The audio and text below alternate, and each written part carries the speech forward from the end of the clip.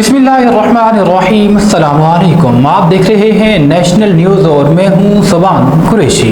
खबर शामिल करते हैं चिश्तिया से। हमारे नुमाइंदे मोहम्मद याकूब पराचा की रिपोर्ट के मुताबिक 61 साल बाद अप्रैल, मई, जून, जुलाई गर्म तरीन माह पाकिस्तान में देखे जा रहे हैं। पाकिस्तान उन 10 ममालिक में सर फहरिस्त है जिनका मौसम तेज़ी से तब्दील हो रहा है। पिछले 12 सालों में पाकिस्तान का टेम्परेचर 4 डिग्री बढ़ गया है, जो पिछले 50 सालों में 3% बढ़ा था।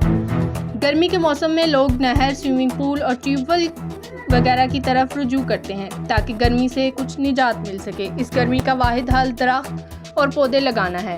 अपने घर के खाली कोने, खाली जगह, गली मोहल्ले में दरख्त लगाए जाएं। अपनी कॉलोनी के सड़क किनारे पर दरख्त लगाए जाएं और कोशिश की जाए कि दरख्त और पौधे फलदार हों ताकि इंसानी रिस्क में इजाफा हो सके।